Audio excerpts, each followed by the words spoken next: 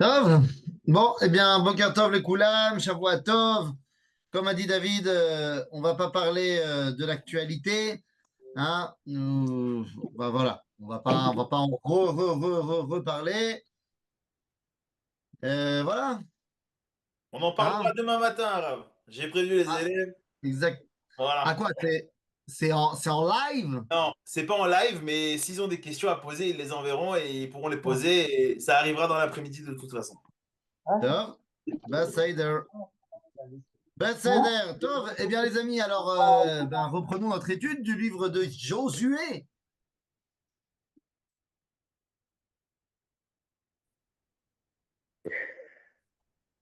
Yofi. Donc, effectivement, nous sommes en plein milieu du chapitre 7 où on vient de voir. Non, c'est bien, on est bien là. On est bien. Et on était arrêté la semaine dernière sur la première défaite du peuple juif en terre d'Israël. Mais j'ai envie de te dire, première défaite, en même temps, on n'a fait que deux guerres, enfin deux combats. Donc, on a eu une victoire et une défaite. Pourquoi cela nous met-il dans un état aussi compliqué? Finalement, on a perdu combien d'hommes? On a perdu 36 hommes au combat et en fait, on a vu qu'en fait, c'était pas 36, c'était un. Donc pourquoi lorsqu'on perd un homme au combat, c'est la débandade? Makara, qu'est-ce qui se passe? Eh bien les amis, il faut bien se rendre compte que le combat de Haï est le premier combat naturel.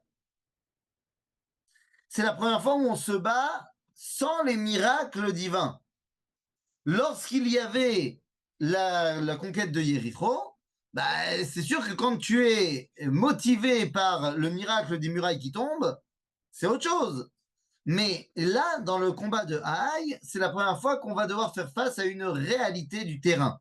Et la réalité du terrain, elle est d'abord et avant tout, et comme on l'a dit, on l'a terminé là-dessus la dernière fois, je pense, que c'est la première fois que la harvoute devient quelque chose de nécessaire et de imposant. Harvout, c'est-à-dire le fait que Kol Israël arevim ze lazé, que nous sommes chacun d'entre nous garants les uns des autres. Et c'est ce qu'on va voir maintenant. Donc, ויקרא יהושע שמלותיו ויפול על פניו ארצה לפני ארון השם עד הערב, הוא וזקני ישראל ויעלו עפר על ראשם. On peut voir ici, donc il y a une dépression totale du Matkal, du gouvernement et des dirigeants.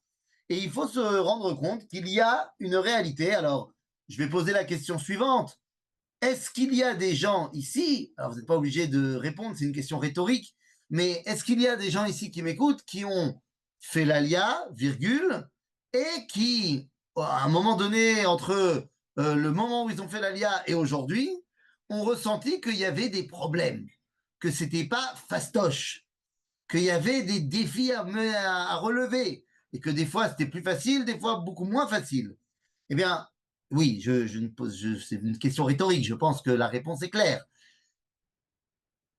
Et plus on vient tôt, et moins il y a de problèmes, et plus on vient tard, et plus c'est compliqué. Zénachon, Zénachon.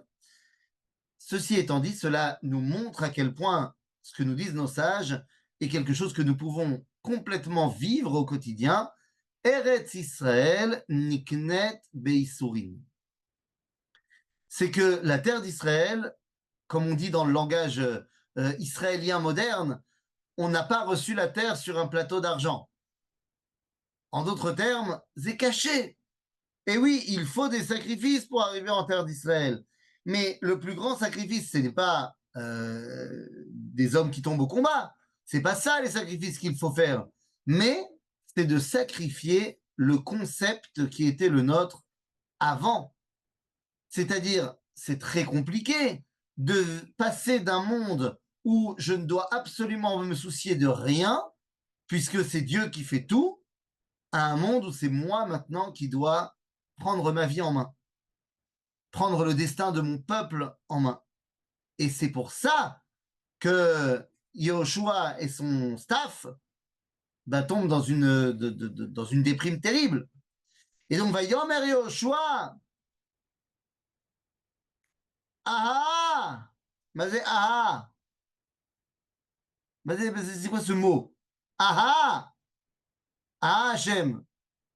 Ah, t'as l'impression qu'il parle en français. Ah bah oui. Ah, ah, il manque un yud.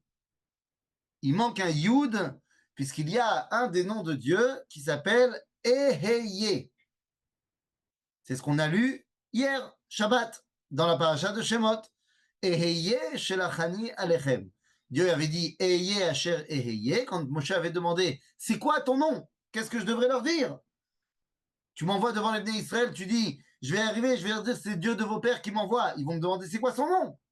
Et Dieu répond Eheye asher Eheye.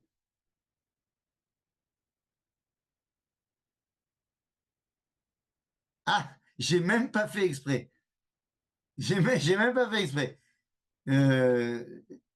Parce que dans le chat, il dit, j'ai dit sacrifier la conception d'avant. J'ai pas parlé de ça. Moi, je parlais juste de passer d'un monde où tout était géré par Dieu à un monde où tu vas devoir te gérer tout seul. Mais si tu vois des rémazim dans ce que je dis, alors que je fais même pas attention, eh bien, que te dire, que te dire. Bon, en tout cas, Eheye, c'est le nom que Dieu nous donne pour dire, voilà, c'est ça le nom que tu vas dire au béni Israël. Et là, on voit qu'il manque un Yud. ויאמר יהושע, אדוני אלוהים, למה העביר את העם הזה את הירדן, לתת אותנו ביד האמורי, לעבידנו ולו אוהלנו ונשב בעבר הירדן. Donc Yoshua, il dit, mais pourquoi tu nous as fait passer le fleuve? Si c'est pour ça.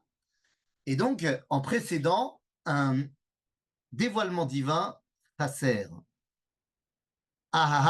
C'est un dévoilement de Dieu qui est manquant. Il manque le Yud. Il manque la dimension de connexion avec l'éternité. Yud, c'est l'éternel. Et donc, eh bien ici, Yehoshua va être frappé d'une vision à court terme. C'est-à-dire, mais pourquoi tu m'as fait passer le Jourdain si on tombe? C'est pas possible de tomber. Et il continue.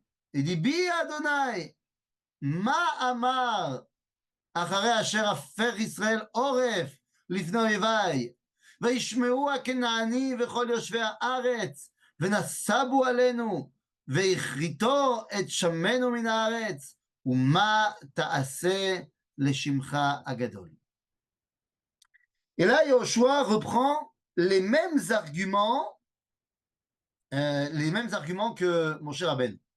À chaque fois qu'il y avait un problème avec le peuple juif où Dieu il a dit ah je vais tous les tuer, l'argument, le joker de Moshe, c'est mais que diront les goïms? T'as fait sortir le peuple d'Égypte, qu'est-ce qu'ils vont dire les goïms? Maintenant tu les fais mourir. Bien les amis, umata se le shimcha agadol. Alors il faut bien comprendre une chose, et dans la bouche de Yehoshua et dans la bouche de Yecheskel Hanavi. Vous le savez, le peuple juif a une mitzvah de Kiddush Hashem. Nous avons la mitzvah de le Kadesh Shem Shamaim. Ou Vekidashtem et Shem Kochi. Maintenant, nous avons de la même façon une mitzvah lotaase, un interdit de Chilul Hashem. Ok, ça c'est Pachout. Après, c'est quoi Kiddush Hashem? Ben, ça peut être par exemple que tu viens avec ta kippa, tes tzitzit, ta barbe, et quand tu es au supermarché, eh bien, tu laisses passer une vieille dame devant toi, tu es gentil et tu parles poliment avec le caissier, tu lui dis merci. Top, c'est Kiddush Hashem. D'un autre côté, Mazer Chilul Hashem, c'est tu viens avec ta kippa, tes tzitzit, ta grande barbe, et tu gueules dans le magasin, et tu craches par terre, et tu doubles tout le monde. C'est Chilul Hashem. Top. אבל זה חילול השם וקידוש השם קטן. c'est petit, c'est à notre niveau très, très, très individuel. C'est quoi le plus grand Chilul Hashem? Le plus grand Chilul Hashem, d'après Yecheskel et d'après ici Yoshua, c'est Ve'atem mechalelim oto. C'est quoi le verset? Ki gadol shemi bagoyim. ובכל מקום מוכתר מוגש לשמי. Ve'atem, et vous les Juifs, alors que mon nom est glorifié dans le monde, il est grand. Avalatem, les Juifs, mechalelim oto. Pourquoi? Parce que les goyim disent Am Hashem elle, ou me'artso yatzau. Le peuple, ça c'est le peuple de Dieu, mais pourtant il est parti de sa terre. Nous dit Yecheskel, il n'y a pas de plus grand chilul Hashem que l'exil. L'exil, c'est le plus grand chilul Hashem qui existe. Donc, le plus grand kiddush Hashem qui existe, c'est le peuple juif en terre d'Israël. Donc, évidemment que là, on est en train de perdre la guerre contre Haï. Donc, nous dit Yoshua, il dit à Dieu, Mata le shimcha gadol. Parce que si le peuple juif perd sa guerre contre Haï, ou la guerre de conquête d'Israël, alors le monde entier dira ah, c'est ça le peuple de Dieu, c'est ça la force de Dieu. Donc c'est caché. Évidemment que de voir les scènes de liesse à Gaza, de voir que un pays qui a une puissance nucléaire, qui a une armée extrêmement forte, qui est le pays de l'high-tech et tout ça, machin, nanana, le voir être dépendant du bon vouloir de la pire raclure de l'humanité, pour savoir le nom des otages qui vont revenir aujourd'hui, Zevadaï Chilul Hashem Gadol. C'est même pas une question.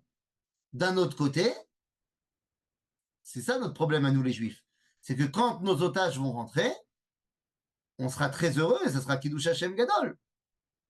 Et toute la question est de savoir est-ce que notre prisme, notre vue des choses, des événements, elle est sur le moment ou elle s'inscrit dans un truc beaucoup plus grand. Et c'est ce que va dire ici Akadosh Baruch Hu à Yoshua. Parce qu'il lui dit, là sur le moment c'est dur. Vayomer Hashem, c'est bien.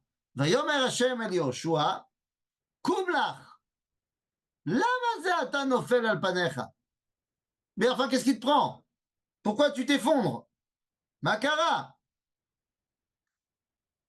Chata Israël, vegam avru et beriti, asher tziviti otam, vegam lakhu min acherem, vegam ganvu, vegam kachashu, vegam samu bichlehem. Qu'est-ce qu'il dit Dieu à Yoshua? Il dit, mais allô? Mais il y a des conseils, il y a des raisons, il y a des causes aux conséquences. Les conséquences, elles n'arrivent pas n'importe comment. Pourquoi tu t'effondres? Va vérifier un peu ce qui se passe dans ton peuple. Ben, ne crois pas que tout vient pouf. Chata Israël, sera. Vegam avru et beriti. C'est quoi? Ben, ils ont pris du cherem. On a dit, et toi tu leur as dit, personne ne touche du cherem de Yericho. Chata Israël. ולא יכלו בני ישראל לקום לפני אויביהם, עורף יבנו לפני אויביהם, כי היו לחרם. לא אוסיף להיות עמכם, אם לא תשמרו החרם מקרבכם. Il dit, moi je vous dis, faites A et tout ira bien. Vous décidez de faire B, ben viens pas te plaindre. Meod pachout. On te dit, le peuple juif, il est inattaquable quand il est ensemble, quand il est uni, et toi tu décides de faire pratiquement une guerre civile interne. Ben, viens pas te plaindre qu'on t'attaque après.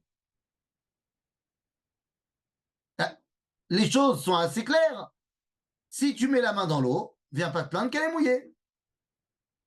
Après, ça ne veut pas dire qu'on ne peut pas l'enlever et pas la sécher. On peut. Mais nous dit Akadosh Baruch Hu ici, il y a des causes aux conséquences. Ça ne tombe pas du ciel. Et donc il dit Chato Israël. Koum. קדש את העם, ואמרת התקדשו למחר. כי כה אמר השם אלוהי ישראל, חרם בקרבך, ישראל, לא תוכל לקום לפני אויביך, עד אסירכם החרם מקרבכם. עכשיו, donc ici, il dit à Yoshua, dis à tout le monde, lève-toi et sanctifie le peuple. Vous ne pouvez pas rester avec toutes ces lacunes à l'intérieur. Vous n'êtes pas shoot. ונקרבתם בבוקר לשבטיכם, והיה השבט אשר ילכדנו השם יקרב למשפחות, והמשפחה אשר ילכדנה השם תקרב לבתים, והבתים אשר ילכדנו השם יקרב לגברים. Pourquoi on fait comme ça? Alors là, on va voir qu'il y a le Goral qui est mis en place. Pourquoi? Pour trouver qui est le fauteur. Mais si c'est Dieu qui va nous dire qui est le fauteur, fais-le direct. Dis-nous, demande au Urim Vetumim, et il dit voilà, c'est qui a fauté, boum, Achan, et on n'en parle plus. Pourquoi est-ce qu'il faut faire le Goral des Shvatim, ensuite le Goral des familles, ensuite le Goral des Batim, pour arriver finalement au Gvarim? Eh bien, c'est pour montrer que finalement, c'est pour donner le temps à Achan de faire tchouva, et c'est aussi pour montrer à quel point, en fait, c'est pas pour rien que c'est tout le peuple qui a pris. Parce qu'il était quand même protégé en haut lieu. Et c'est pour ça qu'on va mettre d'abord en avant le fait qu'il y a une tribu qui a fauté, et il y a une famille, et il y a, enfin une famille, c'est-à-dire un grand groupe, et ensuite une petite famille, ensuite. Il n'a pas fait ça tout seul. C'est lui qui a volé, mais tout le monde l'a couvert. Et c'est ce qui se passe actuellement. Il y a des gens qui ont fauté le 7 octobre, mais c'est évident que c'est quelque chose de beaucoup plus grand et de beaucoup plus global. Alors il te dit, Vaya nilkad bacherem, yissaref baesh, oto v'et kol asher lo, ki avar et brit Hashem v'chi asa nevela be'Israël. Pourquoi est-ce que dino baesh, la mida keneged mida, le cherem était censé, la ville était censée être passée baesh. Toi, tu penses qu'il faut sauver cette ville, tu penses qu'il faut prendre des choses et garder les choses de Yericho, Asdincha, Kaesh, comme la ville. Vashkem Yoshua baboker, Vakrev et Israël lishvatav, Vailaked shevet Yehuda. Hoppa, shevet Yehuda. Donc on voit que peut-être que la discorde, elle est aussi au niveau de la Hanaga, au niveau de la politique. C'est pas rien que celui qui a fauté face à Yehoshua de la tribu de Ephraïm, c'est Achan de la tribu de Yehuda. Peut-être que les Yehudim pensaient que c'était pas juste que ce soit un Ephraïmi qui devienne le chef d'Israël. Il y aurait donc une certaine élite qui pense que c'est à eux de gouverner et pas d'autres. C'est bizarre, ça me rappelle vaguement des choses. וישכם יהושע בבוקר ויקרב את ישראל לשבטיו וילכד שבט יהודה ויקרב את משפחת יהודה וילכד משפחת הזרחי ויקרב את משפחת הזרחי לגברים וילכד זבדי ויקרב את ביתו לגברים וילכד אחן בן כרמי בן זבדי בן זרח למטה יהודה. Mais attendez, ce Achan donc, ce Achan, il est compliqué ce bonhomme. Parce que non seulement il vient de la tribu de Yehuda, et on a dit, la tribu de Yehuda, Ephraïm, c'est le début d'une belle histoire d'amour, mais il est aussi le fils de Zerach. Or, Zerach, c'est le frère de Peretz. C'est celui qui aurait dû être l'aîné, celui qui aurait dû être le fils de la royauté. celui qui, lorsque sa mère a commencé à donner naissance, il y a un bras qui est sorti et la sage-femme lui a mis un fil rouge. Et finalement, il a ramené son bras à l'intérieur et Peretz, il est sorti en premier. Et c'est donc de Peretz que va sortir la dynastie de David. Donc Zerach, c'est ceux qui ont toujours gardé à l'intérieur le fait que Zani, Shayatzarech Lahanig, c'était moi qui aurais dû être le dirigeant. Donc en fait, on a une remise en cause, pas seulement de Achan qui a pris du Kherem, mais on a une remise en cause de toute la direction du peuple juif. C'est pour ça que quand vous avez, on ne fait pas de politique hein, évidemment, mais quand vous avez des familles d'otages qui disent des trucs sur l'Aïska, machin, ça n'a absolument rien à voir que quand vous avez des politiques qui parlent de l'Aïska. Quand vous avez des familles d'otages qui disent il faut pour à tout prix, machin, bon, on peut ne pas être d'accord, mais on sait que en fait tout ce qu'ils veulent, c'est retrouver leurs proches. Alors que lorsque c'est des politiques, je dis pas qu'ils veulent pas qu'on ramène les proches, mais il y a forcément aussi derrière une volonté politique de remplacer la Hanaga. Donc là, ici, on voit que chez Achan, il y a cette dimension de je fais partie de la famille qui aurait dû être la famille dirigeante. Va yomer Yoshua el Achan. Béni. Simna kavod la Hashem Elohei Israël.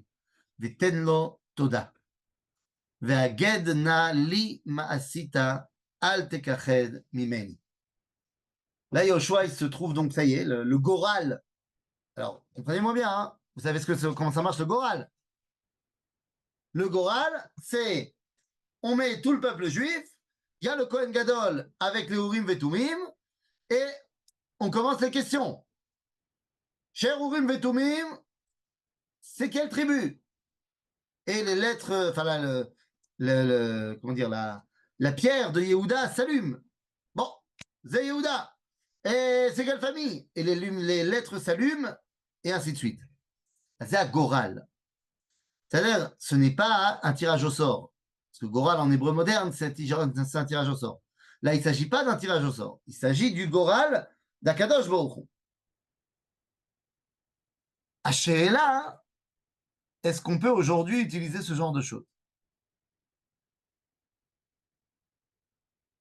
Hein, c'est le pachout. On n'a pas le Urim Vetumim aujourd'hui. On n'a pas les Urim Vetumim. Mais il y a certains moyens pour essayer de se connecter à la réponse divine. Il y a ce qu'on appelle Goral Agra. Le Goral Agra. Alors, ça n'a rien à voir avec une surcharge pondérale. Ce n'est pas de cela dont on parle, les amis. Hein? Et pour tous ceux qui ont mangé la galette des rois au mois de janvier, je tiens à dire que si vous aimez une tarte à la frangipane, il n'y a aucun problème de manger une tarte à la frangipane en mars. Parce que vous aimez la tarte frangipane et c'est bon, il n'y a pas de raison de ne pas aimer, et donc voilà. Mais si tu manges une galette des rois Kasher la méadrine, avec sa petite fève en mode rabbin, dans la première semaine de janvier, c'est un vrai problème. Ça n'a rien à voir avec notre étude, mais c'est un vrai problème. C'est un problème d'assimilation culturelle énorme. Tu tires les rois, en fait. C'est clairement un minag de Avodazara. C'est pour prouver quel est le successeur de Jésus. Donc c'est quand même une petite ambiance sympathique. Mais c'est la même chose, j'ai les mêmes griefs contre la galette des rois Kasher la méadrine que contre la bûche de Noël Kasher la méadrine. Voilà. Et encore une fois, c'est pas pour ça qu'une bûche cassis framboise, c'est pas bon. C'est très très bon. Achète-la en novembre. Marque le coup que tu n'es pas influencé par une culture qui n'est pas la tienne. Bon, c'est une aparté, voilà, sans aucun rapport. Par contre, le Goral Agra. Alors, c'est quoi le Goral Agra? Goral Agra, c'est du Gaon de Vilna. Gra, c'est Gaon Rabbi Eliyahu. Les initiales de Gaon Rabbi Eliyahu, c'est le Gaon de Vilna, qu'on appelle dans les Shivas Agro. Bekitsour, le Gaon de Vilna a mis en place quelque chose qui était déjà connu de l'époque de la Gemara, des Tanaïm et des Amoraïm, que en prenant ce livre-là, donc le Tanakh, et en le feuilletant d'une façon particulière, eh bien, on pourrait trouver les réponses à nos questions sur plein de choses. En 1948, alors que le Gush Etzion est attaqué de toutes parts et qu'il est la dernière ceinture de sécurité de Jérusalem, est envoyé depuis Jérusalem un commando de 38 hommes pour amener au Gush Etzion de la nourriture, des médicaments, des munitions, des armes. Et donc le convoi part dans la nuit. L'objectif, c'est que le convoi parte à minuit pour qu'il ait le temps d'arriver au Gush. Ils partent à pied, bien sûr, d'arriver au Gush et d'en repartir pendant la nuit. Les préparatifs à Jérusalem s'éternisent. Finalement, le groupe part à 4 heures du matin. Dès les premiers kilomètres, un des hommes tombe et se foule la cheville. Résultat des courses, eh bien, deux autres hommes vont l'aider et le porter et le ramener à Jérusalem. Donc, de 38 hommes, on n'est plus que 35 hommes. En chemin, vers Gush Etzion, nos soldats se font repérer par un bédouin, un vieux bédouin berger arabe sur le chemin. Nos hommes l'arrêtent, l'attachent, et le débat commence. Est-ce qu'on le tue ou est-ce qu'on ne le tue pas? Il nous a vus. Grand débat, et comme vous le savez, les Juifs sont Rachmanim vegomlech Hasadim. On a trop de miséricorde et on est trop bon, donc on décide de le laisser repartir.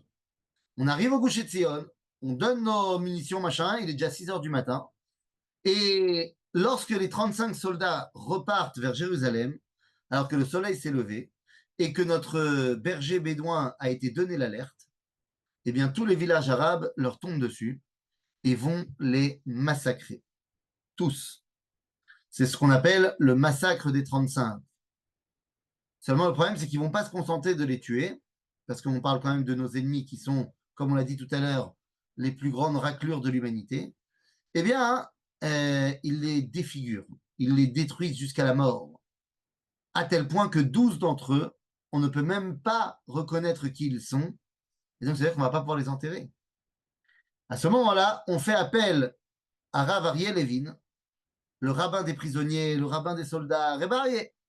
Et Reb Ariel Levin, en faisant le Gora Lagra, il va retrouver le nom de chacun des soldats, y compris les 2 soldats qui avaient le même prénom, et donc dans lesquels il a trouvé et le nom de famille, et le prénom et le nom de famille. Ah, c'est Gora Lagra. Gora Lagra, il y a un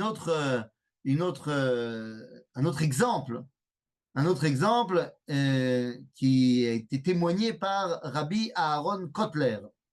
Rabbi Aaron Kotler, bon, je te parle dans les années 50-60 du XXe siècle, c'était un grand rabbin d'Europe de l'Est et il devait partir.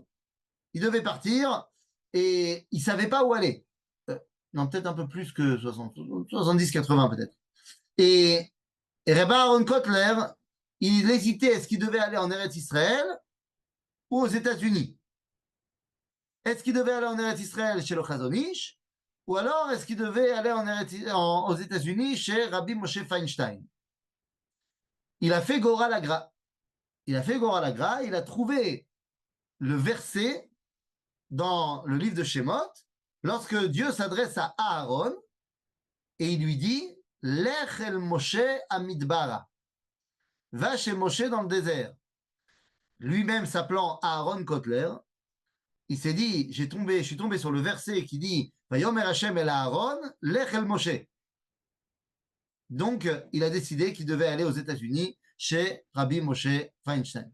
Bon, tout ça pour vous dire que le Goral Agra, c'est quelque chose qui existe. J'ai pas compris ce qu'est le Goral Agra. Je répète, on prend le bouquin et avec un système de feuilletage qui répond à certains calculs par rapport à certaines choses de la Kabbalah, eh bien, tu vas arriver sur une page, un chapitre, enfin un verset, machin, et le verset est censé t'amener la réponse à ta question. Donc, c'est comme je te dis, Rabbi Aaron Kotler, il ne savait pas s'il devait aller en Amérique ou en Israël. Chez Rabbi Moshe Feinstein ou chez le Chazon Ish, il a trouvé le verset Vaïdaber Hashem, Vayomer Hashem El Aaron. Le verset lui dit, et Dieu parla à Aaron, lui-même s'appelait Aaron. Et le verset dit que Dieu lui a dit, va chez Moshe dans le désert.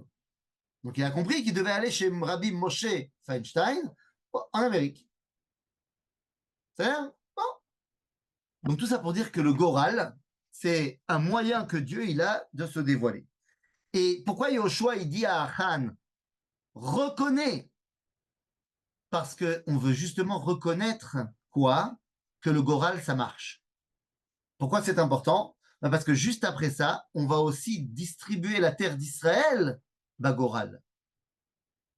C'est-à-dire que la séparation des différentes tribus, où est-ce qu'ils vont s'installer leurs lopins de terre, ça va se faire à le Goral. Donc, si on commence, la première fois qu'on met le Goral en marche, on remet en cause le Goral, ben, t'imagines après ce qui va se passer. Et donc là, le Goral, il a dit, c'est la tribu d'Yehuda, c'est la famille de Zavdi, c'est la famille de Karmi, c'est la famille, c'est Achan, ça c'est le Goral qui a fait tac, tac, tac, tac, tac, tac. Si maintenant Achan, il dit, ma pitom, c'est pas moi, ah, tu remets en cause le Goral. Mais si maintenant il vient dire, Nachon Zéani, alors rétroactivement, ça montre à quel point le Goral, c'était Emet. Et donc il lui dit, Vayomer Yoshua el Achan, béni, simna kavod la Hashem. Alors qu'il sait qu'en en reconnaissant sa faute, il sera tué. C'est pour ça qu'il lui dit, simna kavod la Hashem Elohé Israël, veten lo toda.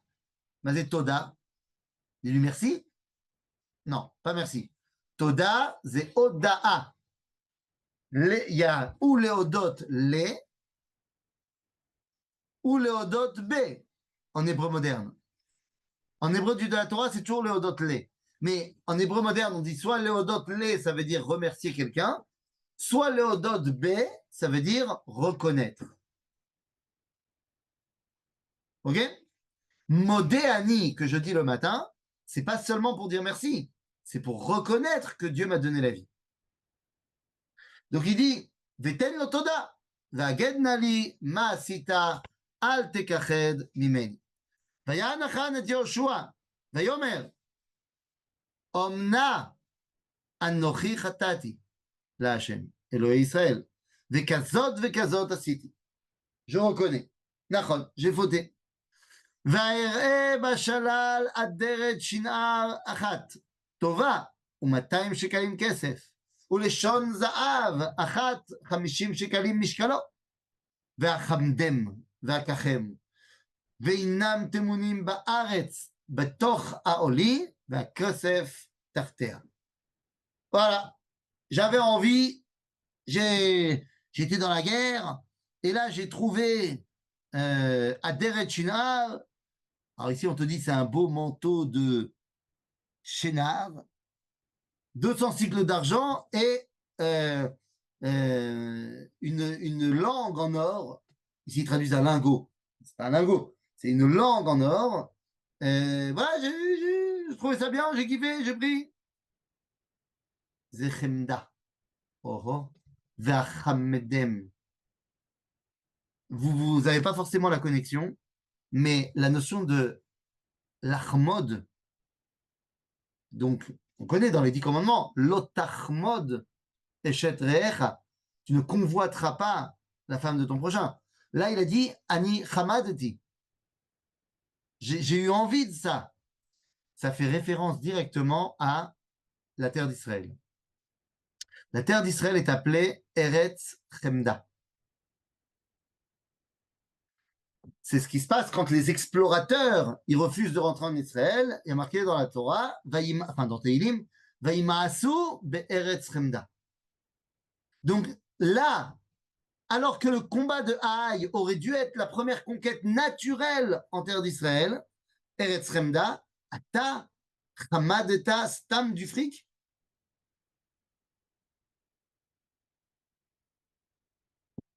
וישלח יהושע מלאכים, וירוצו האוהלה, והנה תמונה באוהלו, והכסף תחתיה. Donc c'est bon, on a tout trouvé, tout va bien. ויקחו מתוך האוהל, והביאום אל יהושע, ואל כל בני ישראל, ויציקום לפני השם. ויקח יהושע את החן בן זרח, את החן בן זרח, et c'est là que tout ce que je vous ai dit tout à l'heure prend son sens. Il n'est pas Achan ben Zerach. En vrai, il est Achan ben Karmi, ben Zavdi, ben Zerach. Pourquoi ici on l'appelle Achan ben Zerach? Pour montrer que sa problématique, elle vient de sa jalousie. Il n'y a pas de raison que je ne sois pas moi le chef. ויקח יהושע את החן בן זרח, ואת הכסף, ואת האדרת, ואת לשון הזהב, ואת בניו, ואת בנותיו, ואת שורו, ואת חמורו, ואת צונו, ואת אוהלו, ואת כל אשר לו, וכל ישראל עמו, ויעלו אותם עמק אחור. Tout le monde est venu, et on est parti où? בעמק אחור. מה זה עמק אחור?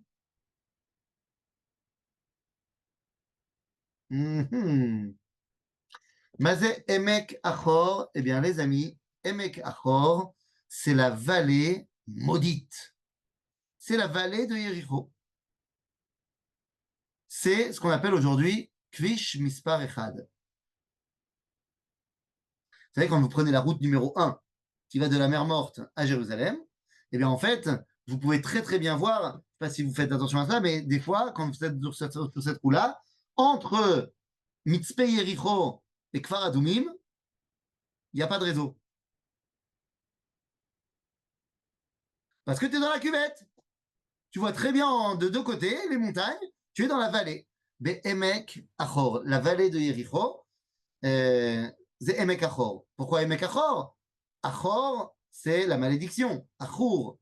Et c'est la malédiction que Yoshua il a donnée à tout celui qui voudrait construire Yericho, on a déjà vu. Aval, Emek Achor, quand on regarde Teilim, c'est le plus bas du plus bas. D'abord, topographiquement parlant, c'est le plus bas du plus bas. On est au niveau de la mer Morte. Donc, en termes de topographie, on est à l'endroit le plus bas de la planète. Maintenant, au-delà de ça, c'est également de là que tu ne peux que remonter. Et topographiquement, et moralement. Yericho était censé être la première conquête en Eretz Israël. De là, on ne peut que aller mieux. S'il n'y avait pas eu Haï au milieu. Et donc, Emek Achor est censé devenir autre chose. Il y a 150 ans, il y a un homme fantastique. Un homme fantastique, je l'appelle personnellement le Johnny de chez nous. Le Johnny Hallyday de chez nous. Alors vous allez me dire, quel rapport avec Johnny Hallyday? Eh bien, tout simplement parce que je vais vous montrer une image. Hop là. Iné. Attention, c'est parti. Je ne sais pas si je peux partager quelque chose. Iné, je peux. Hop là. Vous voyez ma photo ici? De mon mec à chapeau sur sa Harley Davidson. J'irais même jusqu'à mettre le mec ici avec ses ailes dans le dos. C'est qui ce bonhomme? Ah, ce bonhomme est un bonhomme extraordinaire. Vous voyez son visage ici. Il s'appelait Rabbi Yoel Moshe Salomon. Rabbi Yoel Moshe Salomon. Eh bien, Rabbi Yoel Moshe Salomon n'était pas le père des sushis. Et il n'avait rien à voir avec un saumon. Ok, Rabbi Yoel Moshe Salomon, ils ont changé le nom de la famille parce qu'ils descendaient de Reb Shlomo Zalman Tzoyref. Et comme ils descendaient de Reb Shlomo Zalman, alors ils se sont appelés Salomon. de Shlomo. Et donc rien à voir avec la Norvège. En tout cas, Reb Yoel Moïse, il faisait partie des vieux de la vieille de Jérusalem et il a décidé qu'il était temps que le peuple juif reconstruise, non pas simplement des juifs dans les villes connues de Jérusalem, Hebron, Tibériade et Tzfat qui étudient la Torah, mais qui reconstruisent des villages agricoles. Et Reb Yoel Moïse Salomon va avec 4 hommes, enfin non, 3 hommes, avec lui 4, rassembler leur argent et ils vont vouloir acheter un terrain pour reconstruire la terre d'Israël. Quoi de mieux que Emek Achor? On n'a pas le droit de construire Yericho, mais on peut construire à côté. Donc de là, on part dans la reconstruction. Et donc ils vont tenter d'acheter Emek Achor aux Arabes. Mais les Arabes refusent de vendre Emek Achor. Et donc, Reb Yoel Moïse Salomon, avec ses copains, sont obligés de se rabattre sur un autre territoire. Un autre territoire plus au nord et plus à l'ouest, parce que les seuls endroits qu'on accepte de nous vendre, c'est des marécages tout pourris. Et donc, ils reçoivent la possibilité d'acheter un terrain tout pourri, mais ils y vont quand même. Et alors que tout le monde leur dit que c'est impossible de créer une ville là-bas, parce qu'il y a la malaria, parce que c'est pas possible, ils ne vont pas lâcher l'affaire et vont construire un village qui va devenir une ville, qui va devenir la 4e plus grande ville d'Israël et qui va porter un nom. Le verset de Tehilim nous dit que le but, c'est d'aller mi Emek Achor le Petach Tikva. Et donc, ils vont créer la ville de Petach Tikva. Alors oui, normalement, Petach Tikva aurait dû être à côté d'Yericho. Mais bon, les faits ont fait qu'elle est à côté de Tel Aviv. Malasot. Mais donc voilà, Rabbi Yoel Moshe Salomon a créé Petach Tikva après avoir compris le sens du verset ici de Emek Achor. Je terminerai avec Rabbi Yoel Moshe en disant simplement que c'est lui qui va œuvrer en long, en large et en travers, après avoir passé 3 mois chez lui, c'est lui qui va œuvrer pour faire venir le Rav Avraham Yitzhak HaKohen Kook pour qu'il devienne le grand rabbin d'Eretz Israël. D'abord de Yafo et ensuite d'Eretz Israël. Parce que Rabbi Yoel Moshe, quand il avait été en Europe, il a été habité chez le Rav Kook pendant 3 mois, il a compris qui c'était le bonhomme, et donc en revenant en Israël, il a tout fait pour le faire venir en Eretz Israël et en faire le grand rabbin d'Israël qu'on connaît aujourd'hui, le Rav Kook. בקיצור, ויעלו אותם עמק אחור. ויאמר יהושע, מה אחרתנו? Pourquoi tu nous as maudit? ירכך השם ביום הזה. וירגמו אותו כל ישראל אבן. וישרפו אותם באש. ויסקלו אותם באבנים. Alors 2 secondes, j'ai pas compris. Qui on a tué? וישרפו אותו. Ou Otam. Vairgemu Oto ou Otam. C'est pas clair. Bien sûr que le seul qui a été tué, c'est Achan. Pas sa famille. Sa famille, elle est venue pour voir ce qui se passe quand on refuse de faire la volonté divine. Ce qui a été brûlé avec lui, c'est tous ses biens.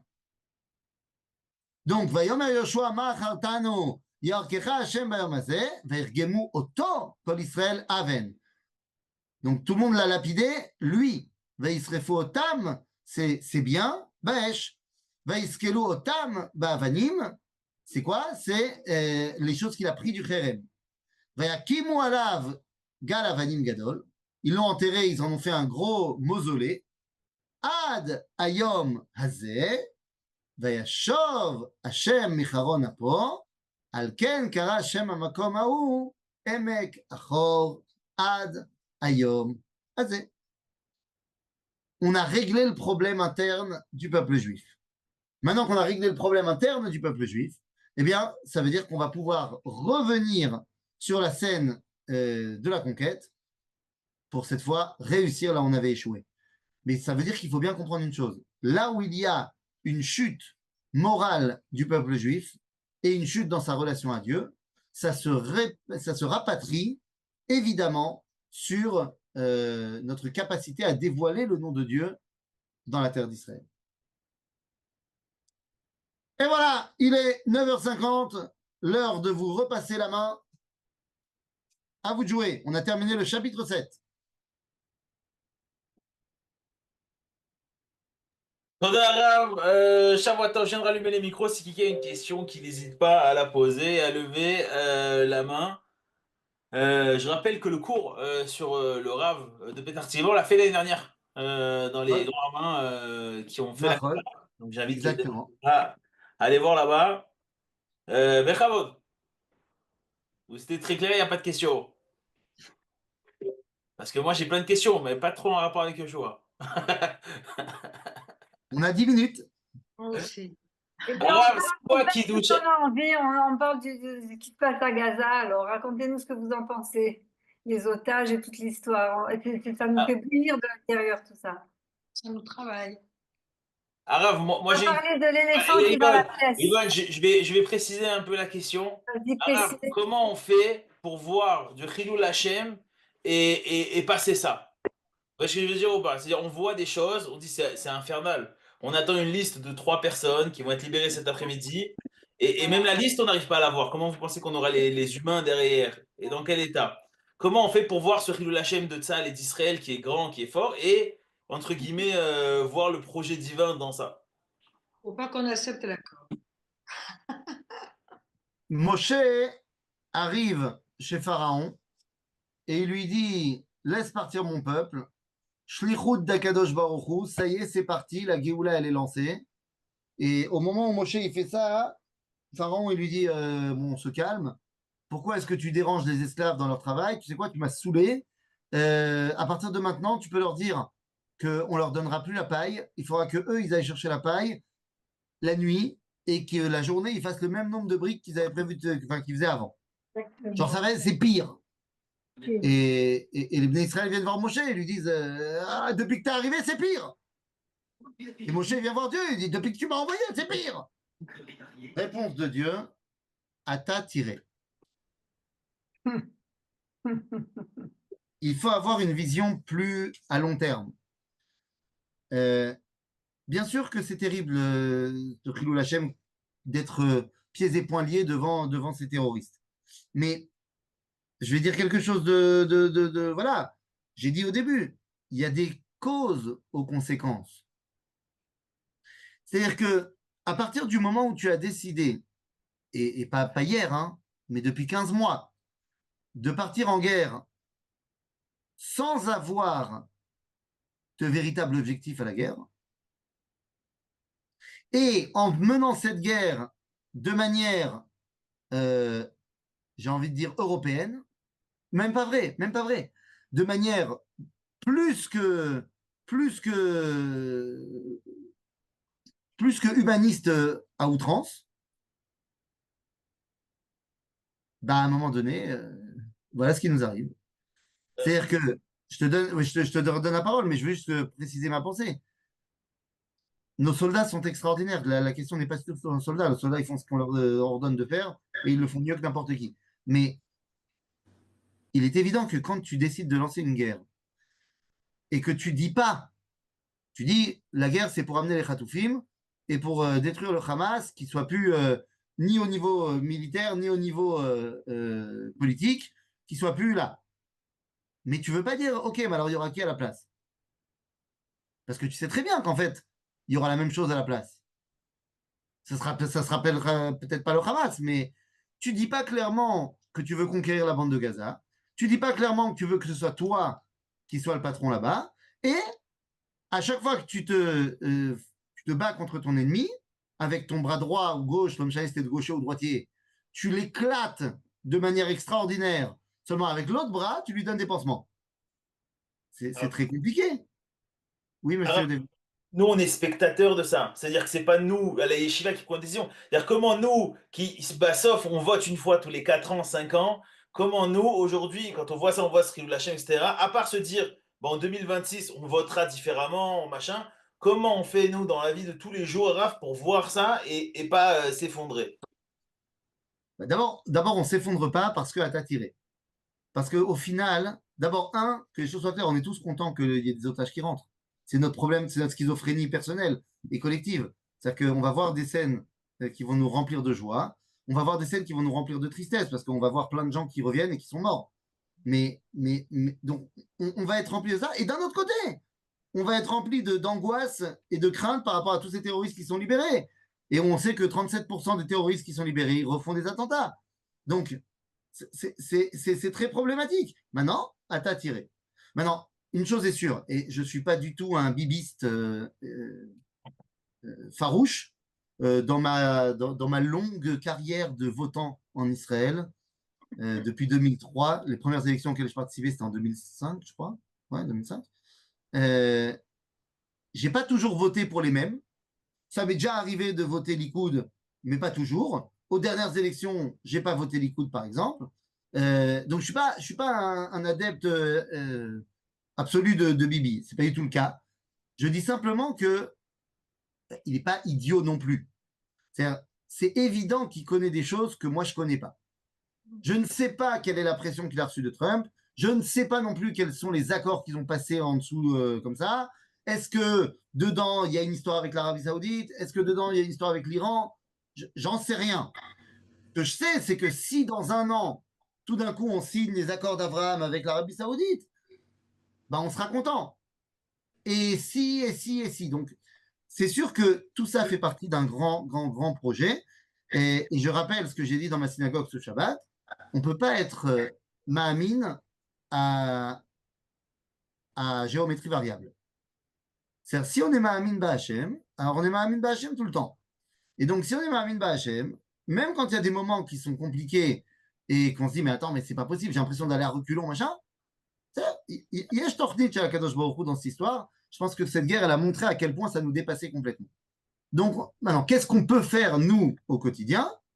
D'abord, c'est bien gentil de se réveiller il y a 4 jours, jeudi soir, et de faire une manifestation.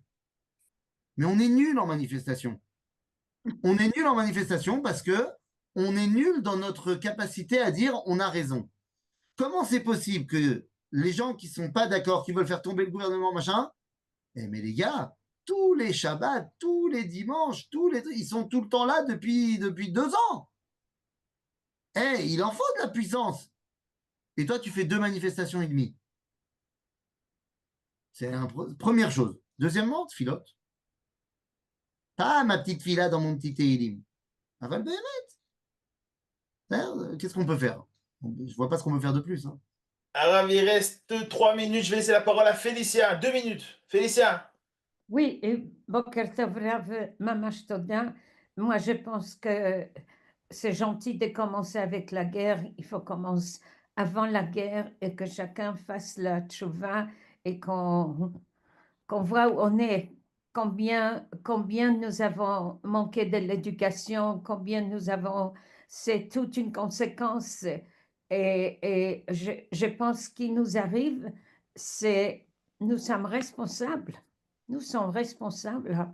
Il ne faut pas mettre la tête dans le sable et voir les grands cœurs de kibbutzim, les grands, la grande messiba, tous les trucs. C'est nous les responsables de ce qui nous arrive. C'est évident. Maintenant, attention.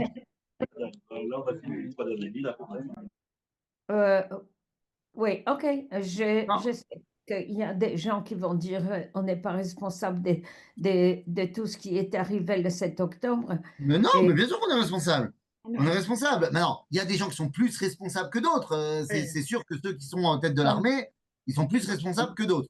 Mais évidemment qu'on est responsable. Maintenant, quand je disais que on se comporte de manière beaucoup trop gentille et tout ça, c'est évident que la guerre, elle était nécessaire. Bien sûr qu'après ce que tu as reçu le 7 octobre, tu pars en guerre. Mais, enfin, particulièrement les 2 premiers mois de la guerre, où on pouvait faire plus ou moins ce qu'on voulait au niveau de l'opinion internationale, t'as bien fait. Ben on n'aurait pas dû, enfin, c'est facile pour moi de parler, mais je pense que tu devais faire une guerre où tu coupes l'eau, l'électricité, l'essence, tu coupes tout, tu les fais mourir de faim, de soif, de trucs, et en plus de ça, tu les pilonnes avec tous nos soldats, à tel point que les mecs, ils supplient pour un verre d'eau, et tu leur dis un verre d'eau, un otage. Oui, bah oui, moi je vois les choses comme ça aussi. On n'a pas fait ça, on n'a pas fait ça. Voilà, ça. Alors, on continue à faire la tefila et comme vous dites, De toute façon, yeah, Ezrat Hashem, Harav, Toda Rabba, Shavua Tov, Umvurach. Je rappelle que demain matin, avec le Rav, on va enregistrer sur la moralité de Tzahal. Si quelqu'un a des questions, a des remarques, etc., qu'il me les envoie et on les rentrera dans la vidéo Bezrat Hashem. Harav, Fison, Toda Rabba. Khazak, je vais תודה faire רבה. תודה רבה. Shavuot tov. Waton. תודה רבה. תודה רבה. תודה רבה.